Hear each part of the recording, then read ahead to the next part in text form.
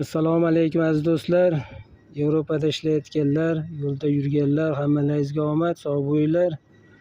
Yangi hujjat tayyorlayotganlarga ham omad, tezroq hujjatlarni to'g'rilab kelib ishni boshlanglar. Yangilar uchun ma'lumot berib borishda davom etamiz. Bugun biz Belgiyadamiz. Mana skladnoma va koordinata raqamlarini ko'rsatib o'tyapmiz.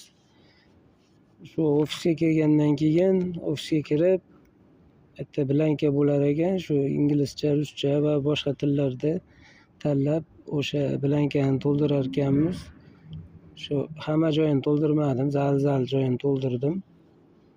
Keyin o'zi qaysi rampaga qo'yish kerakligi haqida ma'lumotli bitta blanka beryapti va o'shandan keyin biz orqa tarafidagi o'sha rampaga olib kelib mana mashinamizni qo'ydik.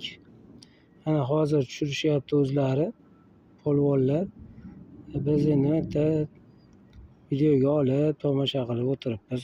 Hammaga omad, kanalimizga a'zo bo'lib qo'yishni va like tugmasini bosib qo'yishni unutmaymiz. Salomat bo'linglar.